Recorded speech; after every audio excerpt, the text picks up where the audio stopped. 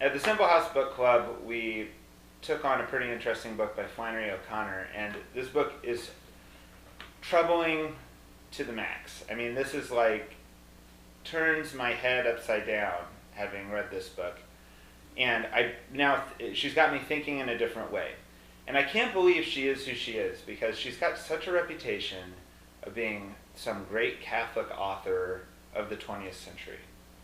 And this reputation is amongst white lace, observant Catholics and polite society. And having read her now, it's like she's so over the top and is presenting such a crazy idea. I'm not saying she's wrong, I'm just saying it's a crazy idea. It's like she shouldn't even be mentioned in polite society. It's like saying you like Flannery O'Connor amongst a group of Catholics should be like saying, I like to watch professional wrestling and you're at your country club. It's just like such a crazy thing that she is representing. And I don't think people are giving her enough credit on this. So we read this book. The book we read was The Violent Will Take It Away. Violent Bear It Away was the name of the book. And I'll get to give a little bit of a spoiler, but I don't care because I think by saying this, more people are going to end up reading Flannery O'Connor than by not saying this. But it was just a story of a kid who was kidnapped from his youth by a fundamentalist Protestant, taught to be a prophet, but hated the guy teaching him. The guy teaching him was mean and had hateful thoughts and things like this, but raised to be a prophet and was just obsessed with baptizing a mentally challenged kid. Obsessed with it. Like it was like a compulsion, And death happens and the kidnapper dies and the kid goes back to the city and the kid's having all these like tense conversations with another relative. And the whole time he's obsessed with baptizing this mentally handicapped relation of his. And at one point in the book, he decides he kills the kid he's obsessed with baptizing. And he baptizes him while he kills him. And I told this to a friend of mine who's sitting in the county jail, and the friend in the county jail says, oh yeah, I get it. You mean he was baptizing him, held him underwater too long, and then he died? And I go, no, he was murdering him, holding him underwater, and then he accidentally baptized him. That's the way the story goes. And after this, he ends up going on a trip, getting raped, starting a forest fire, falling back to the deathbed of the guy who kidnapped him in the original place and set him on this twisted path of being a prophet, and then receiving this word from God that actually sounded like a real word from God, and going off to become a prophet. And I show up at book club, and our friends with a couple named the Winners, and Sarah Winner's there, and she's leading the Simple House Book Club, and she says, well, do you think this man was a prophet? And I say, absolutely not. True by its fruits. This is ridiculous. He just murdered a guy, started a forest fire. This is not the way prophets are created. And she goes, then she starts reading all this stuff by Flannery O'Connor that just tends to say that, yeah, the point of the story was that he was a violent man, he was a man of action, he is a prophet, and despite all this kind of screwed up stuff, he has a very important place in God's plan and kingdom. And he's not Catholic, for one. He's also not lily white or prudish. He's not white lace or anything like this. I think it took place in Tennessee, but it reminds me of some weird stereotype of backwoods Arkansas. He's just like this prophet coming out of here. And that doesn't mean he's not going to continue to be a jerk, even, but that somehow in God's economy of salvation and somehow in God's reason why he made the world, this was really important. And that's an incredibly weird concept, but it makes life make a lot of sense, because if God's point was plaster saints, there'd be more of them. There'd be less guys down on the river, and there'd be more people living lily white lives, right? So there's something that Flannery O'Connor is showing, that this drama of this man's life, which had so much sin in it, but was still part of God's drama or plan, not ever saying that sin is part of the plan, forget that. It's not God's will that any sin would have happened. But in this other way, it is part of like what God is allowing to happen, and like the wine God is making out of us humanity. And it's this really weird idea that the ideal is not always, full churches of super observant people. I don't know what to do with this. So then, after this book club, I go about my week, and this is pretty germane to my life because I work with a lot of hard characters. And there's a funeral happening, and there's a funeral for a woman who we have a long relationship with in the ministry, and we'd actually tried to save her out of an abusive relationship, and she'd gone back to it and all this stuff, right? She's having a memorial service, and a homeless friend of mine comes to me, and he's a good friend of mine, and he says, Clark's having a memorial service for our mutual friend, and I go, great, let's go, and it's at the hospital she died at. Her body had been taken back by her family to Alaska, and was buried there, and so none of her friends here had had any type of services. So this sounded like a good idea. So the night of the service, I show up at the gas station. My homeless friend is passed out. He's got a drug pipe in his hand. I find him like behind the milk crates behind the gas station, and I have to wake him up, right? And when I wake him up, he's like questionably game. He's like, okay, we'll go. And then he brings two people who I haven't really met before, but I'm kind of just rolling with things at this point. This is not necessarily the best way to do ministry, but it was, I think, God's call this night. It was this couple who were train hoppers who were also homeless, but they'd been hopping trains from Chicago, and they've been in Kansas City 6 months, but the guy recently came out as gay, so now they're broken up, but she's really upset, so she's crying on his shoulder, and he's comforting her about him being gay, and they're kind of got this, homeless thing going on too, and they're in the back of my car, and my buddy is right next to me, and we're driving, and we hit the McDonald's drive-thru to help people sober up, but I know we're going to be late.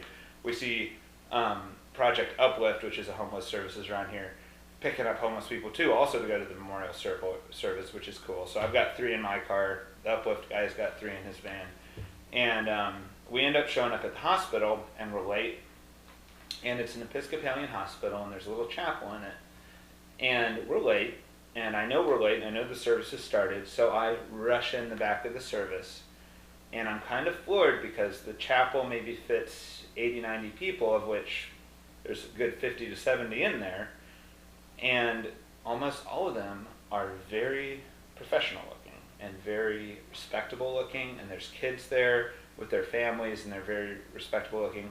And I walk in, I'm late, I look for one open seat in the back next to some of these respectable people. I sit down, and I wonder, wow,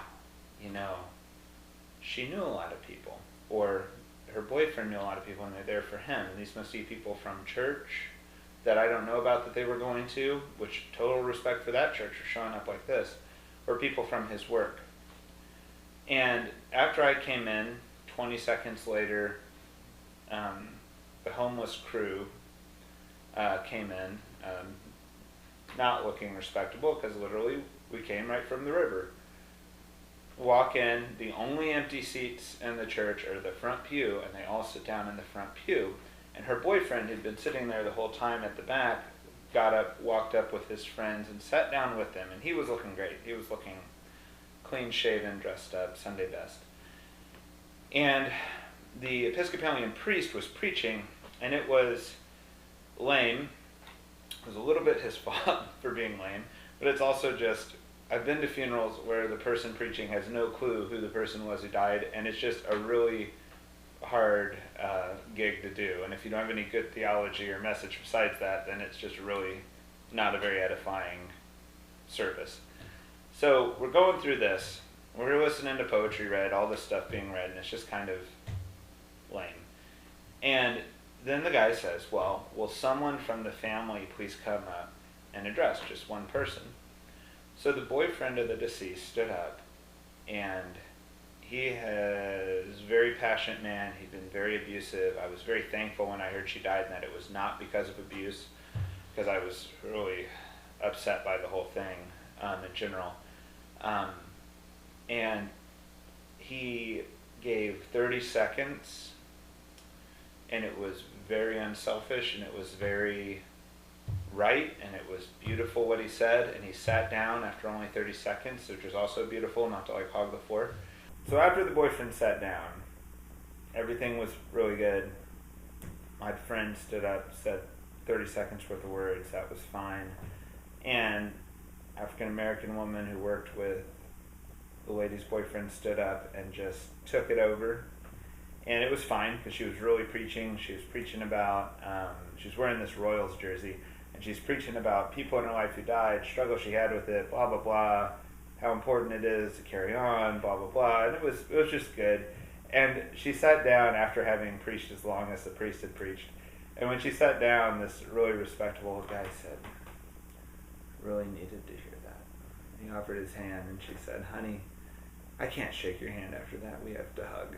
So in the middle of this like respectable situation, they're like hugging in the middle, and the guy at front, the priest up front, is trying to keep the service rolling. So he's like, and now we're going to move on to reading out the names of everyone who's died at the hospital over the last month. And he has a little triangle or gong, and he's going dum dum as they read all these names off.